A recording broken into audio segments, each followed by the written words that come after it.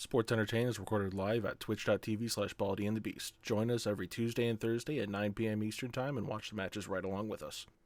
Hey, what's up, everybody? I'm Bront, I'm Willem. and we are Baldy and the Beast. Welcome back to another episode of Sports Entertained. Willem, what are we doing today? Today we are watching Ricky Steamboat versus Randy Savage from WrestleMania 3 for the Intercontinental title. Should be good. This is widely regarded as way ahead of its time. Oh yeah, it definitely. I've watched this in the past. It feels like a match that they plucked out of 20 years in the future and dropped it in WrestleMania 3. So yeah, both these guys were really good. It's God. kind of a shame to see what they could do if the talent around them was also capable of doing that thing. If everybody else is on the same level as them. Yeah, they were just so far above everybody else for the time. Yeah, it really kind of goes to show the depth of the roster that we have nowadays, because if everybody today is roundabout at this level, or at least everybody in the main card doing stuff, not everybody, but a good chunk of people. Whereas these two guys are massive standouts in their division, in where they are. Oh, for their whole time, especially in the States. Oh yeah, 100%.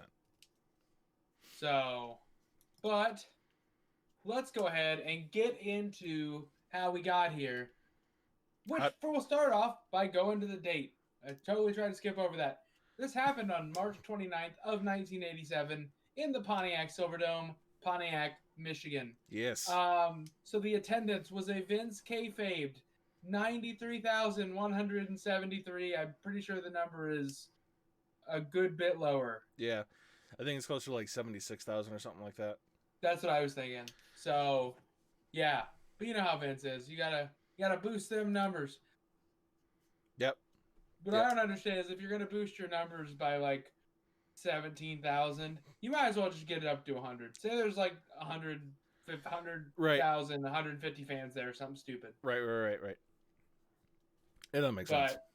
No. But anyway, so this match began during an IC title match when Savage attacked, or as I put it in my notes, attacked. A-T-A-A-C-K-E-R-D. Attacked. Good job. I'm great at spelling. I'm not normally that bad, though. Way to fat finger that R. Yeah. Anyways, he attacked the Dragon as he greeted his fans ringside. He then pushed Ricky over the guardrail and hit him with an elbow shot that pushed his throat onto the top of the rail. I need to pause you for a second. The way that that sounded, it sounded like you said he breeded his fans, and I'm just like, wow, he was doing a lot of work there. And he was even a face at the time. Yeah, Ricky Steamboat just screwing all the fans front row. The Edge gimmick 20 years or 30 years earlier. Goddamn, Ricky. I knew you were a dragon, but geez. Oh, shit. Anyway, how do I even get back on topic after Ricky fucking his fans Rickside? There we go. I really put you after game with this one, didn't I? So anyways, he threw Ricky back into the ring and then dropped the ring bell on his throat from the top rope, injuring his larynx and sending him to a local medical facility, and definitely not a hospital. Yeah. So this was the catalyst to start a bloody and hotly contested feud. It lasted 6 months, and it culminated at the granddaddy of them all. And you'll notice that George Steele is involved here. That's because he had a crush on Miss Elizabeth at the time. Don't ask me why, but that's why George the Animal Steele is here. Animal Man like Pretty Lady. Yeah. That's about it. That's probably literally the extent of what Vince saw in that storyline. Animal Man like Pretty Lady. Yep, but probably exactly that. Yep. Anyway, so there's actually story going into this compared to 90% of other matches that we see in this time, where it's just shit thrown together because hey, we want a match. Yeah. Yep. There's backstory going into it, which is cool. Yeah. Because like you said, a lot of times the backstory would be I think one time didn't for the WrestleMania 3 match, didn't Andre like rip Hogan's chain or something? And that was like He ripped his shirt. Ripped his shirt. Yeah. So like the story I believe on that one is during there was a ceremony where Andre the Giant had like been undefeated in WWF for X amount of time, and he got a trophy, and then Hulk Hogan got a trophy for being WWF champion for 3 years of that time, and he got a much bigger trophy. Yeah, it was comically huge. Yeah, and Andre was very upset about the fact that he got a much bigger trophy, and just ripped Hogan's shirt, and that was the end of it. But you know that Hulk was probably the one lobbying backstage, like, but brother, if my trophy's gonna be bigger, brother, it's gotta be bigger, like the mountains of blow that I do backstage, kind of bigger. It's gotta be at least dick size bigger.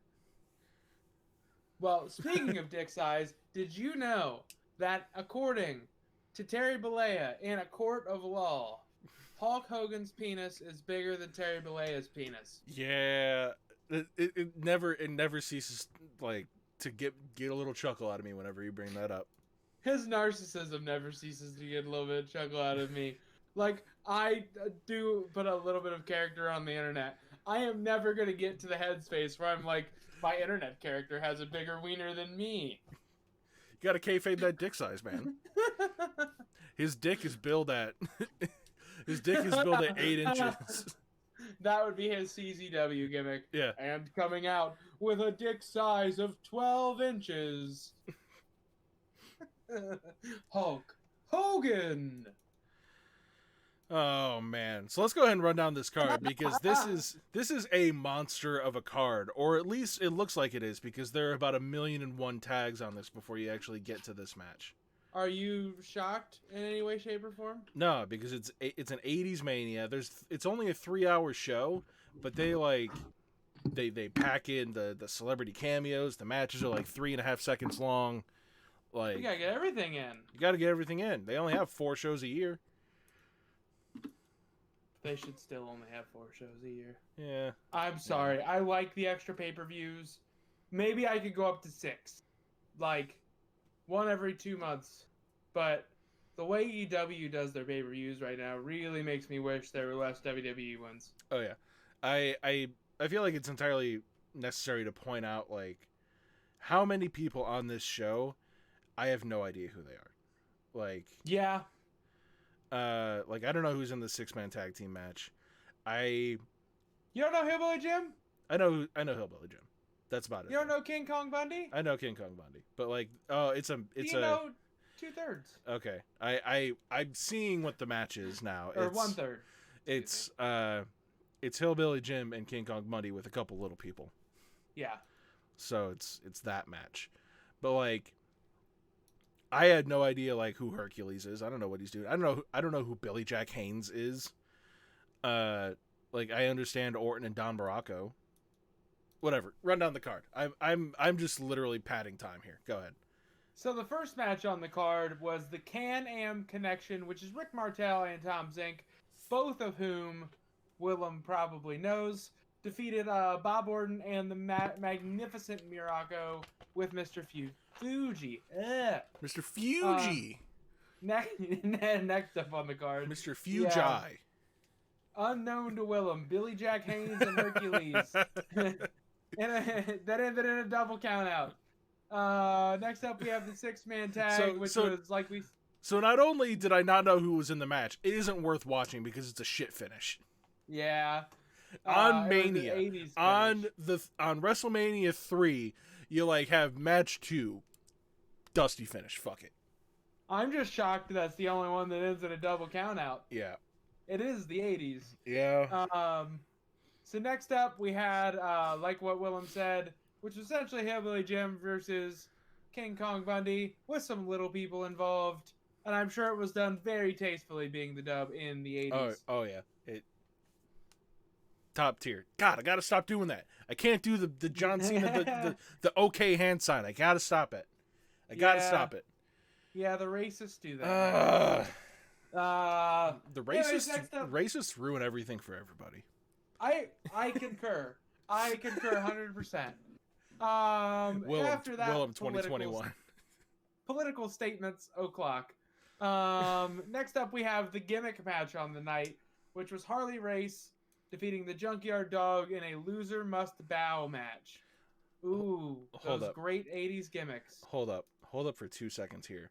So, Harley Race versus the Junkyard Dog in a loser must bow match. That's the gimmick match on the night, and the 6-man tag between 2 giant people and 4 little people is not a gimmick match. But it's not like explicitly titled a gimmick match. I know. This is like that. I mean, technically, as the 80s are concerned, it's a gimmick match. But as far as I'm concerned, those people are valid. So yeah, they are not themselves a gimmick. That's true. That's a solid point. I apologize. So you're fine. I mean, it was the 80s. So you're just going by how they were portrayed. Right. They were portrayed as a gimmick. But I don't see it that way. Yeah. Next up, we have the Dream Team. Great tag team name. Which is Greg Valentine and Brutus the Barber Beefcake. Coming out with Johnny Valiant and Dino Bravo. Ooh. Defeating the Rougeau brothers, Jacques and Raymond. And I lied. It wasn't the only gimmick match. I missed this one. There was also a hair v hair match. I hate to keep cutting you off here. Like, there's just so much on this card that I have to point shit out about. And this isn't even on, like, the card itself. This is just how the network portrayed this. So, like, on the tag, that's Dino Bravo will join the Dream Team ringside. It's like, it's Brutus Beefcake and Jimmy Valiant and Dino Bravo and Mean Gene in the back. And then there's just, like, Greg Valentine, like, peeking his head over Beefcake's shoulder, just like, I'm here too. Hold on.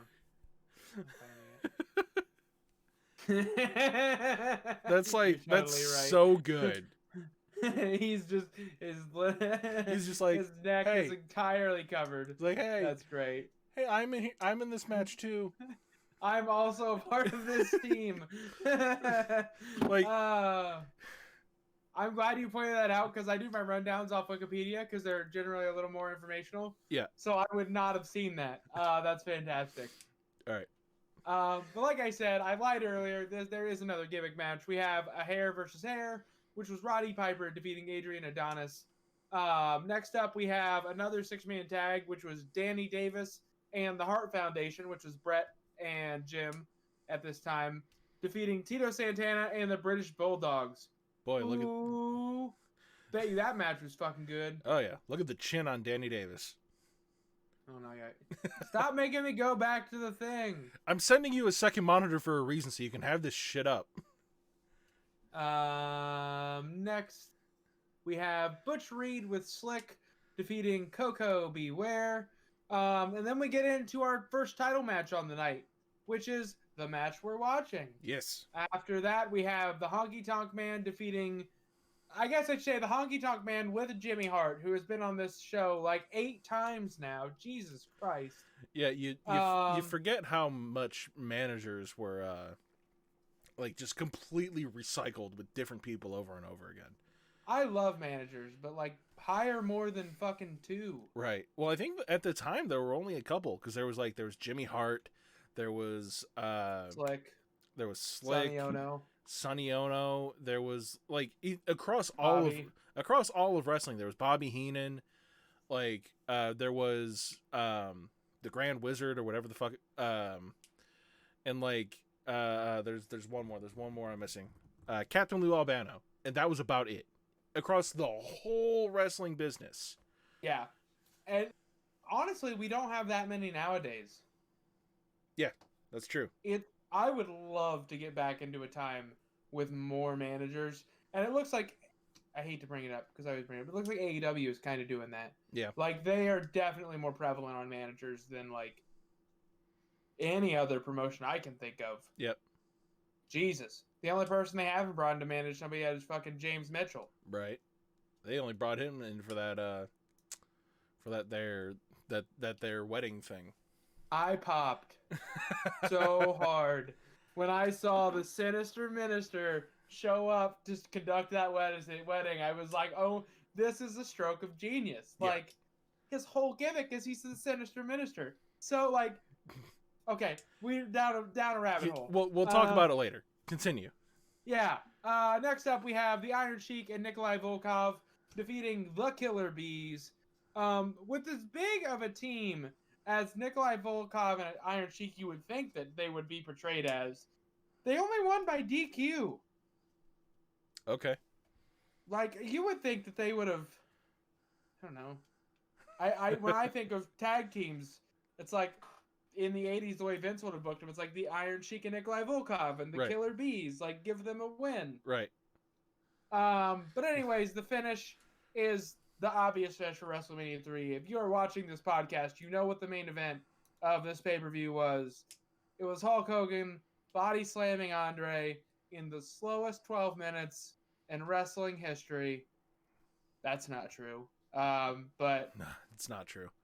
it was very slow. The slowest 12 minutes in wrestling history is any WWE pay-per-view pre-show. I was going to say original, like, professional wrestling. Oh, yeah. But, yeah. Which was, like, hours of two guys trading fucking headlocks. Right. Thank God the business evolved. Yeah. But that's the card. That took way too long because it's the 80s and there's lots of little shit to point out. God, there's so much.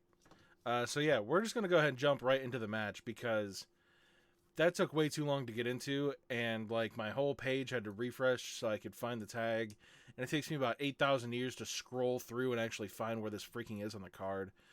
Yeah, it's like 5 pages, dude. Right. It's ridiculous. So if you are watching this on the network, I'm not even going to try and count out where the hell this is in the tags. The match starts at 1 hour, 45 minutes, and 41 seconds.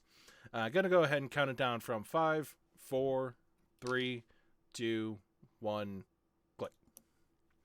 And Steamboat rolled him up for a quick and sneaky victory. Your winner in this match, Ricky the Dragon Steamboat.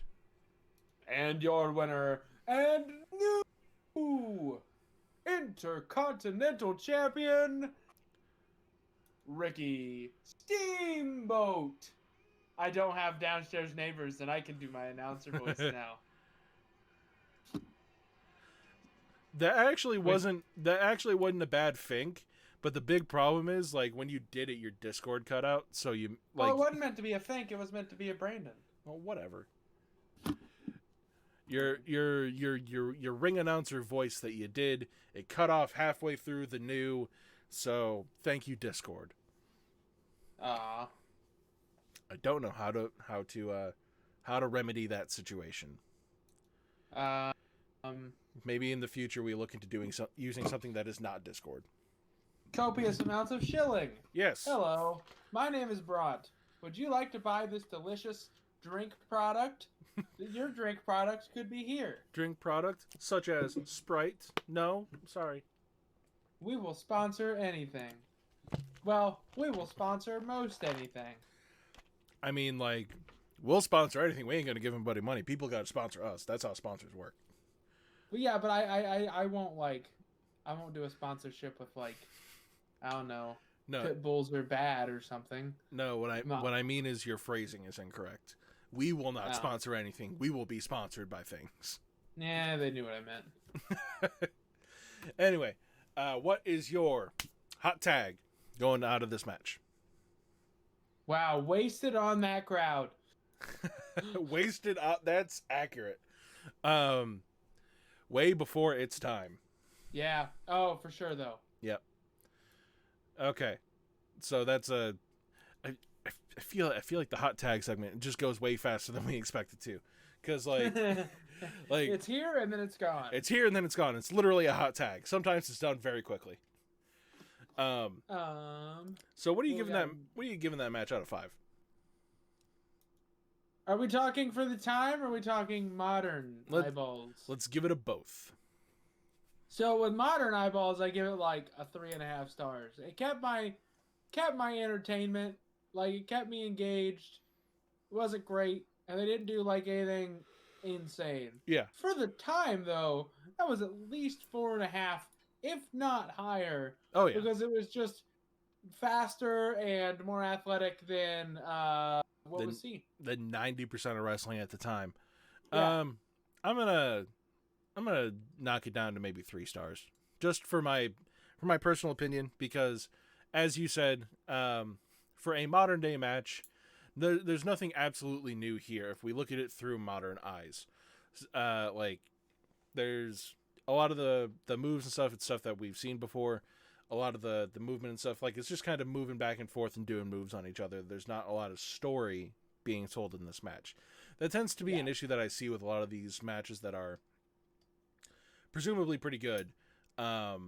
There's just like a lot of shit going back and forth. There's just not a lot of story that happens in the matches. But as a match for the time, it definitely gets at least a 4.5 star match, because it is, as I said, it's all stuff that we've seen before because it started in this match. This is like the progenitor of a lot of this type of spots.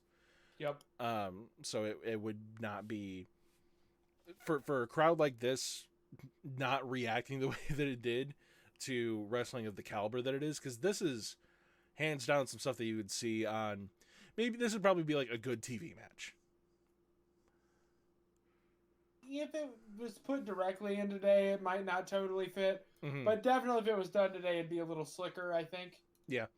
And I hope to God they would have replaced one of those god-awful axe handles with like a suicide dive or something. Yeah. But that's just, I'm not a fan of the axe handle. I never have been. That's just a personal.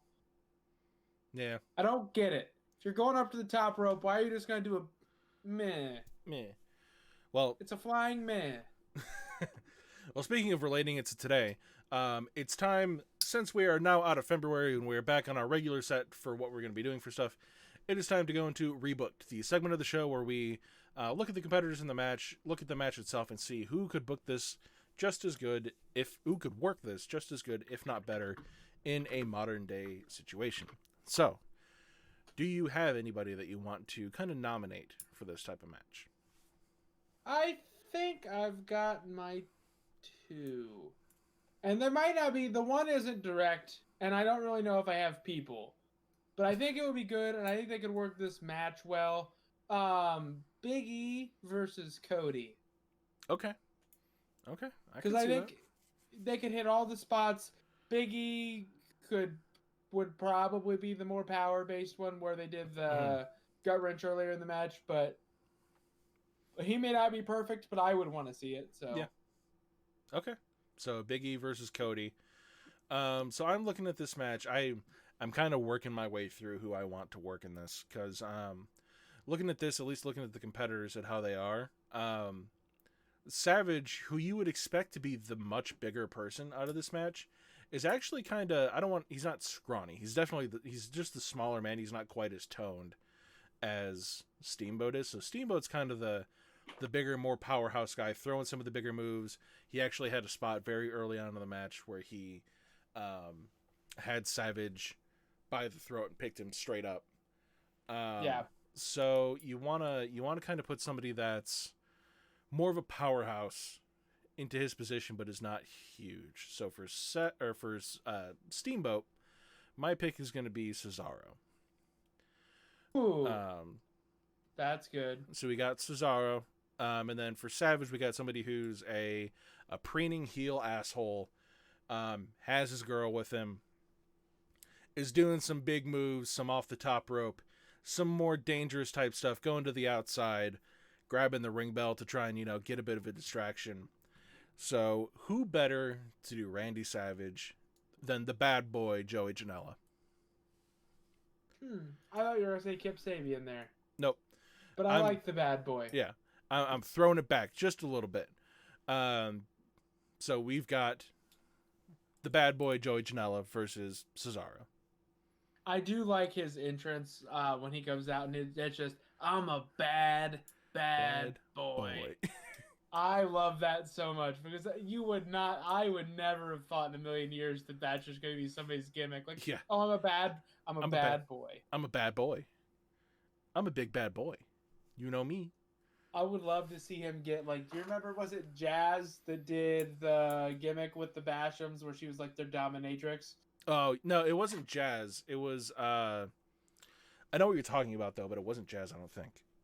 Go ahead and keep on talking about stuff. I'm going to Google that. Anyway, Joey gets a dominatrix gimmick where he has a dominatrix come out and manage him, and that's just her whole, you're a bad boy. It was Shaniqua. I That's who it wasn't even was. close. Yep. It was a completely different person. Oh, they debuted on my birthday. The Basham Brothers debuted on February 6, 2002. What a cursed day. I was 10 years old that day. 2002? I would have been 9. 8-ish. 8, 9. Well, February I would have been like freshly 8. Yeah. Well, there you go. Remember how we get down rabbit holes and I say things that don't matter to anything? There you go. Well, I mean, I literally, like, you brought up the Bashams and Shanique with the Dominatrix, and I'm like, oh, they debuted on my birthday. No, I was talking about my aside about where my birthday was. That had nothing to do with anything. Yeah. Anywho, I think those are good picks, honestly. I would watch your match. I think it would be a good match. And I want to kind of point out, like, the reason I picked Joey Janela over Kip Sabian, now thinking back on it, and not completely because I couldn't think of anybody else other than Joey Janela for what he was doing. He kind of fits. Like, the look, the body type is actually very similar. Like, if you look at Joey Janela, he's kind of got a very similar style to Randy Savage. Like, he's got the beard, he's got the long scraggly hair, he's got the weird glasses. He's a very flamboyant personality. Got the valet. No, he doesn't have... Well, he's got Sonny Kiss. Well, a partner. I guess Sonny Kiss isn't a valet, but... Yeah, he's more of his tag team partner. Sorry I keep... Like, if you're listening at home, I'm sorry that, like, you hear me fucking with stuff. I have a real bad fidgeting problem. I just broke my nail clippers. Because I was fucking with them. Oh. I might be able to help you fix those, because I've done that before. No, I mean, like, they're not broken. I just, like, took the lever off. Lever. I can fix it. Anyway, rabbit holes aside, do you have anything else you want to talk about today? No. No? Am I supposed to have something I want to talk about? No, not really. Bobby Lashley will be fighting The Miz next week in what I'm assuming will be Bobby Lashley's crowning moment. It's going to be... No, next week it's going to be Bobby Lashley versus Braun Strowman. And then if Braun Strowman wins that match, then it'll be a triple threat between Braun Strowman, Bobby Lashley, and The Miz. Oh, I thought I read somewhere that it was going to be... Huh, maybe I'm crazy. Well, I mean, I think that's what the match was intended to be, and then Braun Strowman kind of came out at the end of the night, and there was some Shane McMahon shenanigans. Some Shane McMahonigans. Yeah. Shane McMahon. Yeah. I'm going to be completely honest. I feel like this is actually, like, great long-term booking because somebody put on Reddit, like, the entire history of... It's literally a year-long story, at least between Drew and MVP, because it started at the Rumble last year, because MVP came out and, like, pitched his services, essentially, to Drew McIntyre, only to be shut down because he didn't want a Paul Heyman. And then that led on to after Mania, where Drew had won and MVP came out again and pitched his services again, only to be shot down and to let it simmer a little bit, let it sit in the background, up until Elimination Chamber from... I think I'm just now thinking about it. I think I put the wrong tag for what we were watching on Sunday. Anyway, not important. Now I'm gonna look. Yeah. So then that led to Elimination Chamber this past Sunday, where you could see they did a little cutaway, and MVP was talking with The Miz backstage, just kind of, conversing a little bit, making a deal, wheeling, dealing backstage. Lo and behold, Bobby Lashley comes out, beats the piss out of Drew McIntyre, and The Miz cashes in his Money in the Bank. So up to this point, it's been a year-long build for MVP and Bobby Lashley, or MVP, essentially the Hurt Business and Drew McIntyre. It's not been in the forefront, but it's been kind of slowly simmering and growing its way in the background. Yeah. So I feel like that's really neat. Oh, you did. You left it as Hell in a Cell. God damn it. I knew I fucked it up. Way to go. Oh, shame. Fucking... Hold up. Shame on me. Shame on me for Sunday. Shame on me for Sunday. You get shamed. Yes. Shame. Anyway. You should come up with a shame song. Shame song? You just got shamed. Shame. You're welcome. There we do. We just do Gregorian throat singing. Shame. Shame. Shame. Anyway, this episode has gone off the fucking rails. I'm gonna go ahead. Do any of our episodes stay on the fucking rails? No, I think I'm gonna go ahead and call it there for tonight. If you haven't already, go ahead and check us out. Well, Jesus Christ, I can't even get my fucking outro right today. Thank you everybody for coming out and checking us out today. If you haven't already, go ahead and check us out in the description down below at the Facebook, the YouTube, the Twitter, all the places that we are at. We would greatly appreciate it if you gave us a like and subscribe. That helps out the channel a ton. We are currently up to 28 subscribers. That is helping us out a hell of a lot. I greatly appreciate it. We greatly appreciate it. Thank you so much. If you don't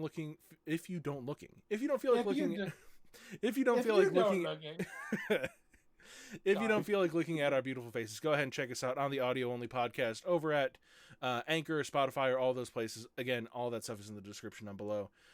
We will see you this coming Thursday for the start of our Taker versus Shawn Michaels trilogy from, this was what, Mania 25?